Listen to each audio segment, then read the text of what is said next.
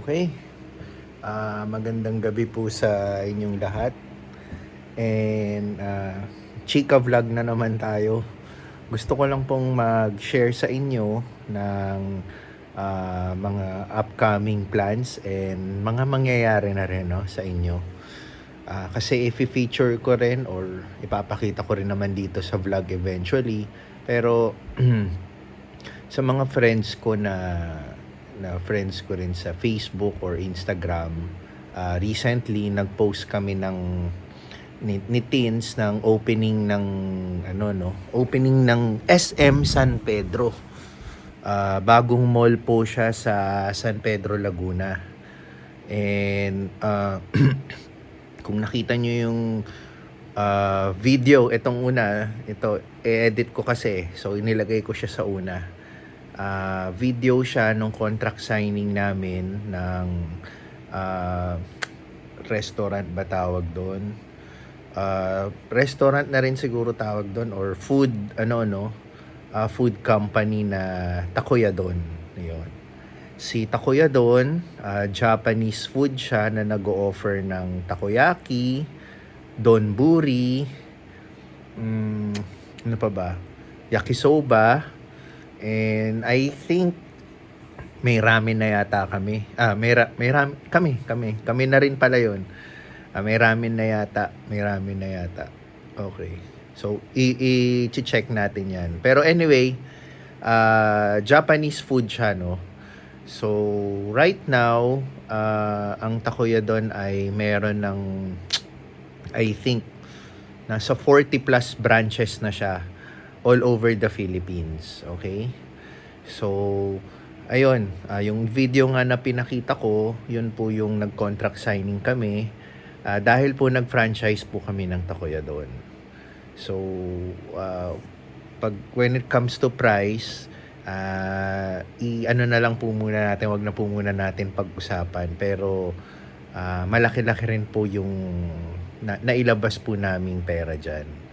So, investment po sa amin ni Tinsel. So, sabihin na natin, basta pressured po kami na pagbutihin to and hopeful po kami na sana maging successful to yung pinasok namin. So, anyway, yun nga, nag-contract signing kami. That was last January pa of this year. So, ano na ngayon? October. 10 months, no? So, kaya hindi po kami masyadong vocal about this is because meron po kasi kaming paniniwala na ayaw muna naming siyang ipagsabi kasi ayaw rin po naming maudlot, no? Naniniwala rin kami na pag silent ka muna, matutuloy din yung plano mo eventually. Hirap kasi marami ka nang sinabi before, ang dami na ring nakaalam, may mga pwedeng sa mga ibang umaasa, pero hindi rin naman pala matutuloy, no? So, kaya ito po yung tamang time para i-share po namin ito pong ginawa naming investment ni Teens, no? Ng aking misis. Gawa na rin po na naunahan na nga kami actually ni SM, yung website ni SM, yung Facebook page or Instagram page ni SM, na i-post na nila na magkakaroon ng Takoyadon na sa food court nila, and which is sa amin po yun. Kami po ang nag-franchise noon. So, ano pa ba? Right now, wala pa akong masyadong 100% information about the franchise kasi po in the coming days, leading to the opening, sorry po, no? Ang opening po pala ng SM San Pedro is this coming October 13. So, ito pong vlog na to, ano ba ngayon? October 2 ngayon, no? So, kung October 2 ngayon, maipopost ko to, ma-upload ko tong vlog na 2 to 3 days, no? So, mga October 4, October 5 na po ito. So, kung October 5 na, siguro mga 8 days na lang mag-open na si SM San Pedro. And sasabay po kami sa grand opening ni SM San Pedro. So, San Pedro, Laguna po yun, no? Taga Las Piñas po kami. San Pedro Laguna po yung ginawa naming investment. And kung magtataka kayo bakit doon, una, location-wise, yung chinek po namin yung area, very promising po siya. And hindi ka hindi ka talaga pwedeng magkamali dahil SM yun no. Ang SM talagang kilalang-kilala na sa buong Pilipinas. So, kampante kami na yung hatak ng tao, basta SM, alam mong nandyan, di ba? Pangalawa po, kaya po dun yung napili namin is because yung chinek po namin yung lugar, wala pong masyadong commercial establishments po sa area na ganun ka-caliber ni SM. Kung meron man, ang huli ko pong nakita is Pure Gold Junior. Yun na po yung pinaka-pinupuntahan ng tao doon. Or 7-Eleven or Alphamart. So imagine, yung mga tao doon sa area, yun na yung pinakapuntahan nila. Magtayo ka pa ng SM Center San Pedro. Okay? So, kaya po yun yung napili namin kasi alam po namin, dadagsain talaga siya ng tao. And masyado pong malaki yung San Pedro Laguna. Yung location niya po na SM na tinayo doon, lumayo po siya doon sa main road ng SM San Pedro, kung saan nandun yung Robinsons, yung mga iba't ibang commercial establishments. Kumbaga si SM, nandun siya sa kabilang side ni San Pedro Laguna. Kumbaga kung may north-south, nasa south or north si San Pedro. Hindi ko pa po kasi masyadong kabisado si San Pedro Laguna, kaya yun lang po yung example na mabibigay ko. And then, when it comes to kaming mga taga Las Piñas and San Pedro, maganda na rin po yung mga roads natin, no? Meron na tayong Daang Hari and MCX. In fact, nag-experiment po ako ng travel time ko nang hindi po rush hour ng mga tanghali o ang biyahe ko po is kaya ko pong bumiyahe doon in 30 to 40 minutes. Yun, ganun na po kabilis yun. Yung steady driving po, hindi po ako nagmamadali. So, in 30 to 40 minutes, na makakarating na ako ng SM San Pedro. So kung may traffic man, siguro abot tayo ng 1 oras, no? Pero sanay naman po kami sa mga ganong biyahe. Parang iniisip na lang ho namin, lalo na po ako, kasi ako pong mas mag-aasikaso ng franchise na ito, no?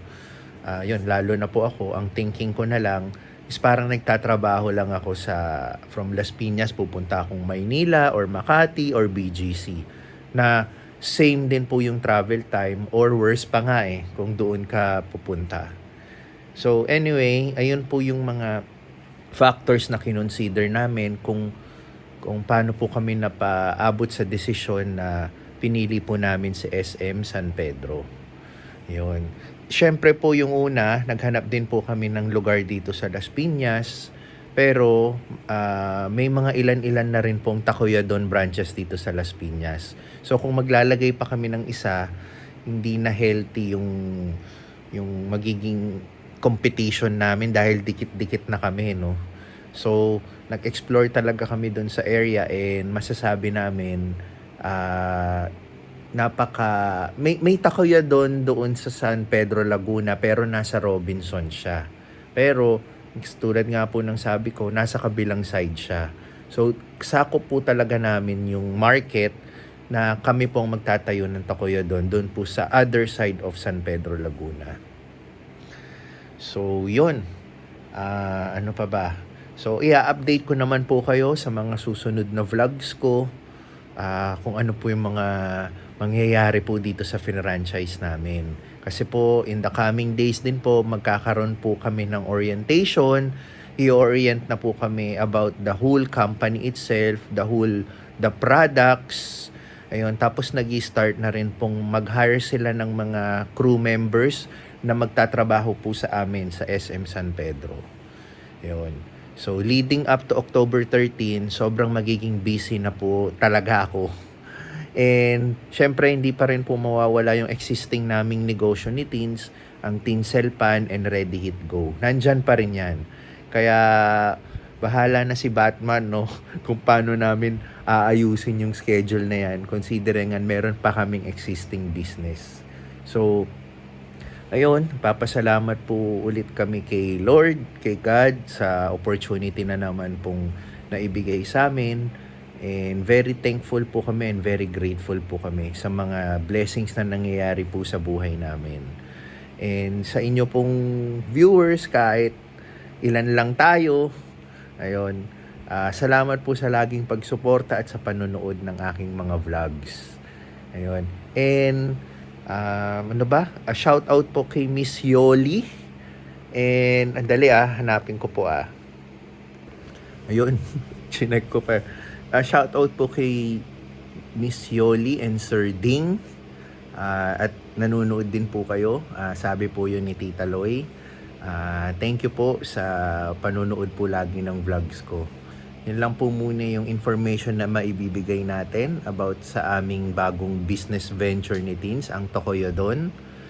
And hopefully, no, kayong mga viewers ko, kung mapabisita po kayo ng San Pedro, pag open po kami, sana po mabisita nyo and matry nyo po yung food ng Tokoyodon.